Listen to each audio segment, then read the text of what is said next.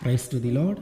ఈరోజు దేవుడు మనకిచ్చినటువంటి వాగ్దానం ఏంటంటే 2 సమూయేలు గ్రంథము 7వ అధ్యాయము 11వ వచనం.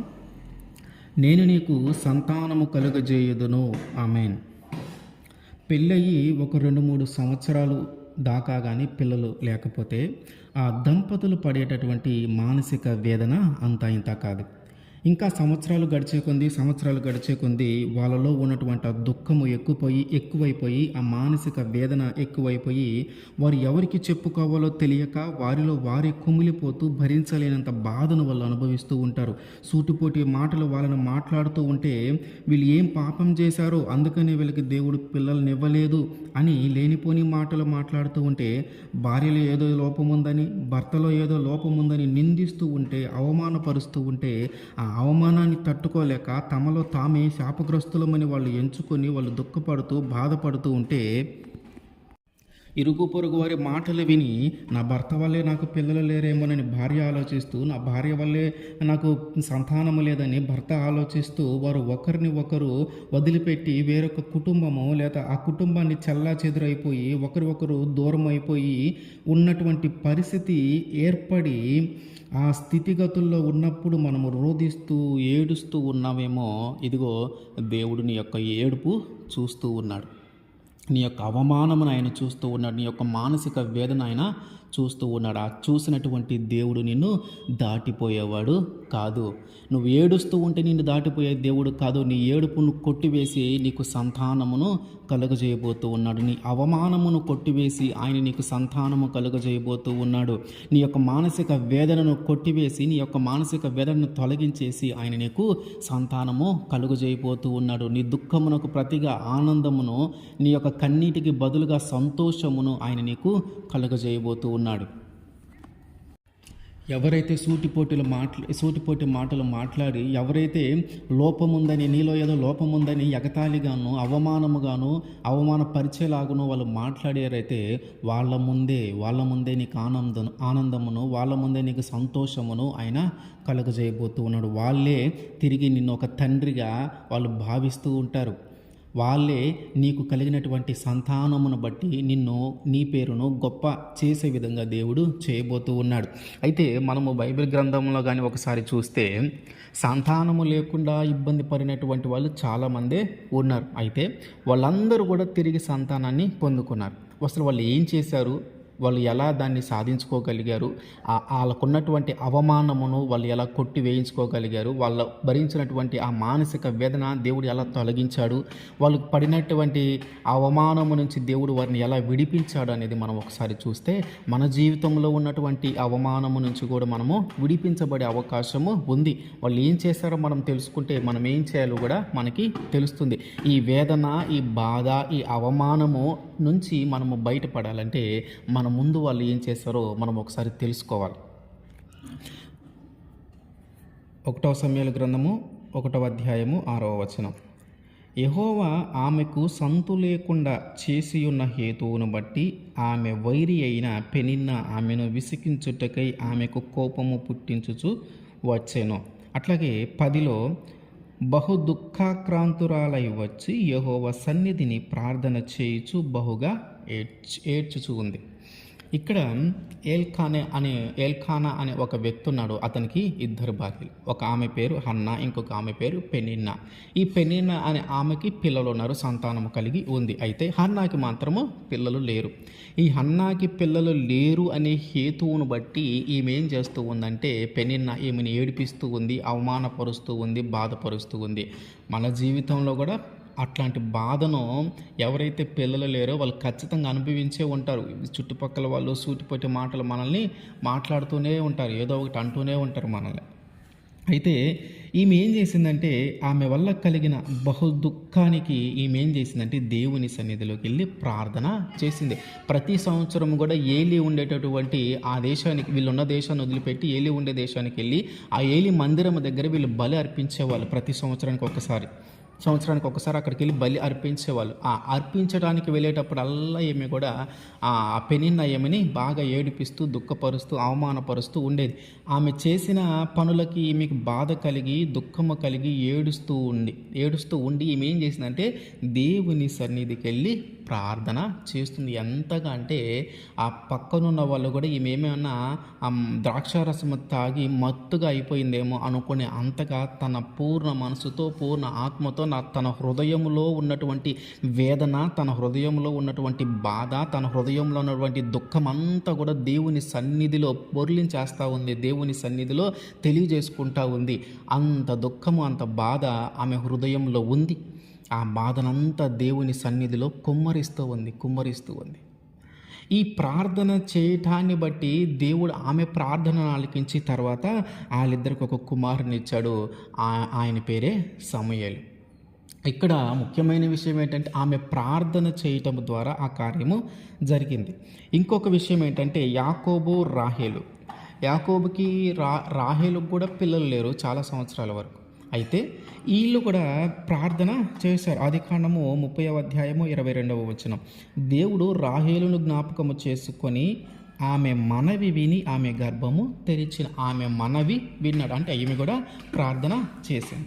ఈమె ప్రార్థన చేయటాన్ని బట్టి ఏం జరిగింది? వీళ్ళిద్దరికీ కలిగినటువంటి కుమారుని పేరే యోసేపు. ఇంకొకరిని చూస్తే ఇస్సాకు, రిబ్కా.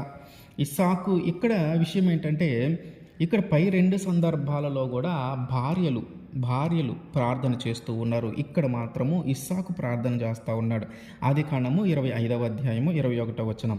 ఇస్సాకు భార్య గొడ్రాలు గనుక అతడు ఆమె విషయమై యెహోవాను వేడుకొనెను. యెహోవా అతని ప్రార్థన వినెను గనుక అతని భార్య అయినటువంటి రిబ్కా గర్భవతి ఆయన. ఇక్కడ ఎవరు ప్రార్థన చేస్తూ ఉన్నారంటే ఇస్సాకు. అంటే ఇక్కడ భర్త ప్రార్థన చేస్తూ ఉన్నాడు. వీళ్ళకి కలిగిన పిల్లలు ఎవరు? కవల పిల్లలు కలిగారు. ఒకరు ఏసోబు, రెండోది యాకోబు. అంటే ఇక్కడ 3 సందర్భాలలో మనము గమనిస్తే 3 సందర్భాలలో జరిగింది ఒకటే ప్రార్థన. మొదట హన్నా ప్రార్థన చేసింది, ఆమె ప్రార్థన దేవుడు అంగీకరించి ఒక కుమారుని ఇచ్చాడు. రాహేలు ప్రార్థన చేసింది, ఆమె ప్రార్థన అంగీకరించి దేవుడు ఒక కుమారుని ఇచ్చాడు. తర్వాత ఇస్సాకు ప్రార్థన చేస్తూ ఉన్నాడు, ఈయన ప్రార్థన ఆలకించి దేవుడు 2 కుమారుల్ని ఇచ్చాడు. ఇక్కడ ముఖ్యమైన విషయం ఏంటంటే మనము ఒకవేళ సంతానము లేక ఇబ్బంది పడుతూ ఉన్న పరిస్థితుల్లో మనం ఉంటే మనకి సంతానము కలిగే అవకాశం ఎలాగుంది అంటే ప్రార్థన చేయటము ద్వారా. అంటే మన పూర్వము అంటే మన ముందు ఉన్న వాళ్ళు ఏమి చేసి సంతానాన్ని పొందుకున్నారంటే ప్రార్థన చేసి. భార్యాభర్తలు ఇద్దరూ కలిసి ఉన్నంత మాత్రానే పిల్లలు పుట్టడం అనేది అసాధ్యమే. ఇది దేవుడు దయతలచాల, దేవుడు మనకి ఇవ్వాల. దేవుడు మనకి ఇచ్చినప్పుడే. ఎందుకంటే ఒక మాట ఉంటుంది, గర్భఫలము యెహోవా ఇచ్చు బహుమానం. కీర్తనలో గర్భఫలము యెహోవా ఇచ్చు బహుమానము. కీర్తనల గ్రంథము 127వ కీర్తన 3వ వచనం. కుమారులు యెహోవా అనుగ్రహించు స్వాస్థ్యము, గర్భఫలము ఆయన ఇచ్చు బహుమానమే. కాబట్టి గర్భఫలముని ఇవ్వగలిగింది దేవుడు. మరి ఈ గర్భఫలము కావాలని నువ్వు ఎవరి దగ్గరికి వెళ్తూ ఉన్నావు? ఎవరైతే ఇవ్వగలుగుతారో వారి దగ్గరికి వెళితే మనం అడిగింది ఇవ్వగలుగుతారు. ఇవ్వలేని వ్యక్తి దగ్గరికి వెళ్ళి నువ్వు ఎన్నిసార్లు అడిగినా అది నీ జీవితంలోకి రాదు. గర్భఫలము యెహోవా ఇచ్చు బహుమానము. ఆయన దగ్గరికి వస్తే ఆ బహుమానం మనం తీసుకోవచ్చు. అది ఇవ్వగలిగినటువంటి శక్తి కలిగి ఉన్నటువంటి దేవుడు కాబట్టి ఆయన ఇవ్వగలుగుతాడు. మరి నువ్వు ఎవరి దగ్గరికి వెళుతూ ఉన్నావు? ఎవరిని ఆశ్రయిస్తూ ఉన్నావు? ఎవరి మీద ఆధారపడుతూ ఉన్నావు? గర్భఫలము కావాలని, సంతానము కావాలని నువ్వు ఎవరి దగ్గరికి అయితే వెళుతూ ఉన్నావో వారికి ఎవరికి కూడా గర్భఫలము ఇచ్చేటటువంటి శక్తి లేదు. నువ్వు ఎవరినైతే వేడుకుంటూ ఉన్నావో, ఎవరినైతే పూజిస్తూ ఉన్నావో, ఎవరినైతే ఆరాధిస్తూ ఉన్నావో వారి ఎవరికి కూడా ఆ శక్తి లేదు. అంటే యేసుక్రీస్తు వారిని కాదు అని నువ్వు ఏ దేవత దగ్గరికి వెళ్ళినా, ఏ దేవుడి దగ్గరికి వెళ్ళినా సరే వారు దానికి శక్తి కలిగిన వారు కాదు. ఇప్పుడు గర్భఫలమును ఇచ్చేటటువంటి శక్తి, ఇచ్చేటటువంటి అధికారము దానిని కలిగి ఉన్నవారు ఎవరంటే యేసుక్రీస్తు వారు. ఆయన దగ్గరికి ఎవరైతే వస్తారో, ఆయనకి ఎవరైతే ప్రార్థన చేస్తారో, ఆయన ఎవరైతే వేడుకుంటారో, ఆయనకి ఎవరైతే మొరపెడతారో వారి ప్రార్థన ఆలకించి దేవుడు వారికి గర్భఫలమును ఇవ్వడు. ఆ అధికారము, ఆ శక్తి కలిగి ఉన్నటువంటి దేవుడు యేసుక్రీస్తు వారు. మరి ఎవరి దగ్గరికి వెళ్తూ ఉన్నావు? కొన్నిసార్లు లేట్ అవుతూ ఉంటుంది. మనం అడిగినది దేవుడికి ఇవ్వటం ఇష్టమే, కానీ కొన్నిసార్లు లేట్ అవుతూ ఉంటుంది. అది అనేకమైన కారణాలు ఉన్నాయి దానికి. ఈ లేట్ అవుతూ ఉన్న సమయంలో నీలో ఉన్నటువంటి ఆందోళన, నీలో ఉన్నటువంటి ఆ భయము, నీలో ఉన్నటువంటి అభద్రతా భావము, దాని నుంచి నువ్వు వేరే మార్గాల వైపు వెళ్తూ ఉన్నామేమో, ఆలస్యం అవుతూ ఉంది, జరగదేమో, చాలా సమయం గడిచిపోయింది, చాలా నెలలు గడిచిపోయినాయి, చాలా సంవత్సరాలు గడిచిపోయినాయి, నేను యేసుక్రీస్తు వారిని నమ్ముకుంటూ ఉన్నాను కానీ నాకు ఇంకా సంతానము కలగలేదు అని ఇక ఇంతటితో ఆపేద్దామని అనుకుంటా ఉన్నావేమో. కొన్నిసార్లు దేవుడే లేట్ చేస్తూ ఉంటాడు. ఎందుకంటే నువ్వు ఎంత విశ్వాసంగా ఉన్నావో, ఎంత నమ్మకంగా ఉన్నావో, ఎంత బలముగా దేవునిలో ఉండగలుగుతా ఉన్నావో, దేవుణ్ణి ఎంతగా నమ్మగలుగుతా ఉన్నావో అని కొన్నిసార్లు మనకి పరీక్ష జరుగుతూ ఉంటుంది. అయితే ఇక్కడ గమనించాల్సిన విషయం ఏంటంటే, నువ్వు ఎప్పుడైతే దేవుని సన్నిధిలోకి వెళ్ళి మొరపెట్టి, అయ్యా నాకు గర్భఫలముని ఇవ్వయ్యా, నేను అవమానపరచబడుతూ ఉన్నాను, నా చుట్టుపక్కల ఉన్న వాళ్ళు నన్ను తక్కువ చేసి మాట్లాడుతూ ఉన్నారు, చులకనగా చూస్తూ ఉన్నారు, ఏడిపిస్తూ ఉన్నారు, దుఃఖం కలిగిస్తూ ఉన్నారయ్యా, ఇదిగో నా భర్త నన్ను వదిలిపెడతానంటూ ఉన్నాడు, నా భార్య నన్ను వదిలిపెడతానంటూ ఉంది అని మనం ఎప్పుడైతే దేవుని సన్నిధిలోకి వెళ్ళి మొర్ర పెడతామో అప్పుడే దేవుడు ఆల్రెడీ కార్యము మొదలుపెట్టుంటాడు. కానీ ఈలోపు మన యొక్క ప్రవర్తన ఎట్లా ఉంది, మన యొక్క ఆలోచన విధానం ఎట్లా ఉంది, మనం నిజంగానే నమ్మకంగానే అడుగుతూ ఉన్నామా, అడిగింది పొందుకునే అంత విశ్వాసంతో మనం ఉన్నామా, అడిగింది పొందుకునే అంత నమ్మకంతో మనము ఉన్నామా? నువ్వు ఎప్పుడైతే అడుగుతావో అప్పుడే కార్యం మొదలైద్ది, కానీ అది జరగటానికి కొంచెము సమయం తీసుకుంటుంది. ఎందుకు? ఈలోపు మనలో ఉన్నటువంటి విశ్వాసాన్ని, మనలో ఉన్నటువంటి నమ్మకాన్ని పోగొట్టుకోకుండా నిలబడాలి. మనం చూస్తూ ఉంటాం, మొదట మందిరానికి వచ్చి దేవుణ్ణి వేడుకొని గర్భఫలముని ఇస్తాడు అని నమ్మి కొన్ని రోజులు లేదా కొన్ని నెలలు చూసిన తర్వాత ఇంక ఈయన ఇవ్వలే అని చెప్పి వేరే దగ్గరికి వెళ్ళిన పరిస్థితులు మనము చూస్తూ ఉంటాం. ఆ వేరే దగ్గరికి వెళ్ళిన తర్వాత అప్పుడు గర్భఫలం కలిగింది, ఎందుకంటే ఇక్కడ మొదలు పెట్టాడు కాబట్టి. ఇక్కడ ఆల్రెడీ నువ్వు అడిగింది దేవుని మందిరంలో ఉండి, దేవుని సన్నిధిలో ఉండి ఎప్పుడైతే అడిగావో నీ యొక్క పని అప్పుడే మొదలైంది. అప్పుడే నీకు గర్భఫలము ఇవ్వాలనే ఆలోచన, దానికి సంబంధించిన ప్రాసెస్ దేవుడు ఆల్రెడీ స్టార్ట్ చేశాడు. స్టార్ట్ చేసి అది నీ జీవితంలో అది నీ జీవితంలో జరిగే సమయానికి నువ్వేం చేస్తూ ఉన్నావు అంటే వేరే దగ్గరికి వెళ్తూ ఉన్నావు. ఇప్పుడు నీ యొక్క అభిప్రాయం ఏంటంటే, వేరే దగ్గరికి వెళ్ళాను కాబట్టే నాకు గర్భఫలం వచ్చిందని నువ్వు అనుకుంటూ ఉన్నావు, కానీ అది మొదలుపెట్టింది ఇక్కడ. నువ్వు ఎప్పుడైతే దేవుని సన్నిధిలో నీ బాధను, నీ దుఃఖమును, నీ మానసిక వేదనను, నీ అవమానమును, నీ హృదయంలో ఉన్నదంతా దేవుని సన్నిధిలో కొమ్మరించి అడిగావు, ఆ క్షణంలోనే అది మొదలైంది. కాబట్టి జరగటానికి కొంత సమయం తీసుకున్నాడు దేవుడు. ఈ జరగటానికి కొంత సమయం తీసుకునే సమయానికి నువ్వు వేరే దగ్గరికి వెళ్ళి మొక్కొచ్చావు. ఆ మొక్కగానే ఇప్పుడు నీకు గర్భఫలం వచ్చిందంటే ఇది అక్కడి ప్రభావము కాదు. ఎందుకంటే ఇదిగో దేవుడు ఎప్పుడైతే మనం అడుగుతాం అప్పుడే మొదలు పెడతాడు దాని కార్యం, కానీ దాన్ని నిదానముగా తీసుకొని వస్తాడు మన జీవితంలో.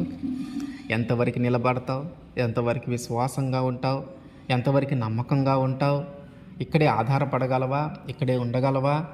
నిజంగా నీకు అంత విశ్వాసం ఉందా? ఏదో బాధ వచ్చింది కాబట్టి, అవమానం వచ్చింది కాబట్టి, దుఃఖం వచ్చింది కాబట్టి, నలుగురు చిన్నతనంగా చూస్తూ ఉన్నారు కాబట్టి ఈ దేవుని కూడా ఒకసారి పరీక్షిద్దాం, ఈయనేమన్నా చేయగలుగుతాడేమో అన్న ఉద్దేశంతో వచ్చావా? నిజంగా నీ పూర్ణ మనసుతో, నీ పూర్ణ ఆత్మతో దేవుణ్ణి నమ్మి వచ్చావా? ఇట్లాంటివన్నీ జరుగుతూ ఉంటాయి, ఇట్లాంటివన్నీ పరీక్షలు ఉంటూ ఉంటాయి. అందుకనే అయితే ఒకటి గుర్తుపెట్టుకోవాల్సిన విషయం ఏంటంటే, ఎప్పుడైతే అడుగుతావో అప్పుడే దానికి సంబంధించిన కార్యము మొదలైనట్టే. దానికి సంబంధించిన పని దేవుడు అప్పుడే స్టార్ట్ చేస్తాడు, కానీ అది మన దాకా రావడానికి టైం పడుతుంది. అయితే ఓపికగా, నమ్మకముగా కనిపెట్టాలి. ఖచ్చితంగా ఇస్తాడు. ప్రార్థన చేసి పొందుకొనని వారు ఎవరూ లేరు. ప్రార్థన చేసి మన హృదయంలో ఉన్న బాధనంతా దేవుని సన్నిధిలో కుమ్మరించిన తరువాత ఆ సమస్య నుంచి బయటపడని వారు ఎవరు లేరు. గర్భఫలము కోసం ఎంతమంది అయితే ప్రార్థించారో దేవుని సన్నిధిలో, మనము బైబిల్ గ్రంథంలో చూస్తే ఎంతమంది అయితే అడిగారో అంతమందికి ఇచ్చాడు దేవుడు. ఎవరిని వదల. కొంతమందికి తొందరగా ఇచ్చాడు, కొంతమందికి కొంచెం లేట్ చేసి ఇచ్చాడు, అంతేగాని ఇవ్వకుండా మాత్రము లేడు. మరి ఆ దేవుణ్ణే కదా మనం పూజిస్తూ ఉన్నాం, ఆ దేవుణ్ణే కదా మనం ఆరాధిస్తూ ఉన్నాం. ఆ దేవుణ్ణే కదా మనం వేడుకుంటా ఉన్నాం. వాళ్ళకిచ్చినటువంటి దేవుడు మనకివ్వడా? వాళ్ళకిచ్చినటువంటి దేవుడు మనకివ్వడా? మనం వేరే దేవుణ్ణి ఏమైనా పూజిస్తూ ఉన్నామా? అబ్రహాము పూజించినటువంటి దేవుణ్ణిగా మనం పూజిస్తూ ఉన్నాం. యాకోబు రాహేలు పూజించినటువంటి దేవుణ్ణే కదా మనం పూజిస్తూ ఉన్నాం. ఇస్సాకు రిబ్కా పూజించినటువంటి దేవుణ్ణే కదా మనం పూజిస్తూ ఉన్నాం. ఏల్కానా హన్నా పూజించినటువంటి దేవుణ్ణే కదా మనం పూజిస్తూ ఉన్నాం. వారి జీవితాల్లో దేవుడు కార్యం చేయలేదా? వాళ్ళ జీవితాల్లో దేవుడు జరిగించలేదా? మరి మన జీవితంలో ఎందుకు జరిగించడు? మనం అడగాల దేవుణ్ణి, నా జీవితంలో ఎందుకు జరిగించవయ్యా? ఎంతకాలం నేను ఇట్లా, ఎంతకాలం నేను పిల్లలు లేని దానిలాగా ఉండాలా? ఎంతకాలం నేను పిల్లలు లేని వ్యక్తిగా నేను ఉండాలా? మనం అడగాలి, ఆయన ఖచ్చితంగా ఇస్తాడు. నువ్వు ఈరోజు అడిగేవంటే ఇప్పుడే, నువ్వు ఎప్పుడైతే మోకాళ్ళ మీద నువ్వు ప్రార్థన చేసి నీ హృదయంలో బాధనంతా కుమ్మరించి దేవుని సన్నిధిలో మొరపెడతావో అప్పుడే ఆ కార్యానికి సంబంధించిన పని మొదలయ్యింది. ఆ మొదలైన దగ్గర నుంచి అది నీ దాకా రావటానికి కొన్నిసార్లు వెంటనే వస్తుంది, కొన్నిసార్లు లేట్ అవుతుంది. వెంటనే వస్తే ఆనందము, లేట్ అయితే బాధ. కానీ బాధ వద్దు, ఖచ్చితంగా జరిగిద్ది.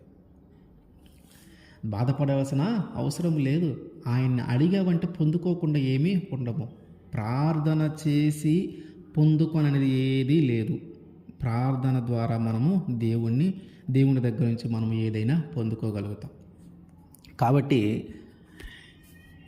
ఈ మానసిక వేదన, పిల్లలు లేరని మానసిక వేదన, ఒక అవమానము, ఒక బాధ, దుఃఖము, ఇవన్నీ అనుభవిస్తూ ఉంటే ఇప్పటికైనా దేవుని సన్నిధికి వచ్చి నీ హృదయంలో ఉన్నటువంటి బాధని, ఇరుగు పొరుగు వారు నిన్ను పెడుతున్నటువంటి ఇబ్బందిని, ఇరుగు పొరుగు వారు నీ మీద వేస్తున్నటువంటి నిందలని, వీటన్నిటినీ దేవుని సన్నిధిలోకి వచ్చి నీ హృదయంలో ఉన్న బాధనంతా కుమ్మరించు. మోకాళ్ళేసి ఆయన దగ్గర ప్రార్థన చేయి. ఎప్పుడైతే నువ్వు మోకాళ్ళేసి ప్రార్థన చేసి దేవుణ్ణి అడుగుతావో ఆ క్షణములోని ఆ కార్యానికి సంబంధించినటువంటి పని మొదలవుతుంది. ఇది మనం జ్ఞాపకం పెట్టుకోవాలి. పని ఇప్పుడే మొదలవుతుంది. ఎప్పుడైతే మోకాళ్ళేసి అప్పుడే మొదలవుతుంది. కానీ నీ దాకా రావటానికి సమయము పడుతుంది. ఆ సమయం దాకా నువ్వు ఎదురు చూడాలని నమ్మకంగా కనిపెట్టి ఉండాలి. దేవుడు మనకి ఏమని వాగ్దానం చేస్తూ ఉన్నాడంటే, పిల్లలు లేక ఇబ్బంది పడుతూ ఉన్నావేమో, పిల్లలు లేక మానసిక వేదన చెందుతూ ఉన్నావేమో, పిల్లలు లేక అవమానపరచబడుతూ ఉన్నావేమో, పిల్లలు లేరని నీలో ఏదో లోపం ఉంది, నీలో ఏదో శాపం ఉంది అని నిన్ను అవమానపరుస్తూ ఉన్నారేమో, పిల్లలు లేరని నువ్వు దుఃఖపడతా ఉన్నావేమో, అవి పిల్లలు లేరని నీ భర్త నిన్ను వదిలిపెడతాను అంటా ఉన్నాడేమో, నీ భార్య నిన్ను వదిలిపెడతాను అంటా ఉందేమో. ఇదిగో ఆ బాధనంతా నేను చూస్తూ ఉన్నాను. ఆ బాధనంతా మన దేవుడు చూస్తూ ఉన్నాడు. అటన్నిటి నుంచి దేవుడు మనల్ని విడిపిస్తాడు. ఎందుకంటే మన బాధను చూసి, మన వేదనను చూసి, మన రోదనను చూసి, మన అవమానాన్ని చూసి ఆయన మనల్ని దాటిపోయే దేవుడు కాదు, మనల్ని వదిలిపెట్టిపోయే దేవుడు కాదు. కాబట్టి ఆయన ఖచ్చితంగా మన దుఃఖానికి ప్రతిగా మనకు ఆనందము, మన కన్నిటికి బదులుగా మనకి సంతోషం ఆయన కలుగజేస్తాడు. మన మీద ఉన్న అవమానమును కొట్టివేస్తాడు. మన మీద ఉన్న ఆ మానసిక వేదనను, మనలో ఉన్నటువంటి ఆ మానసిక వేదనను తీసివేసి మనకి ఆయన సంతానాన్ని కలుగజేస్తాడు. మనము ప్రార్థన ద్వారా దాన్ని పొందుకుందాం. ఆమేన్.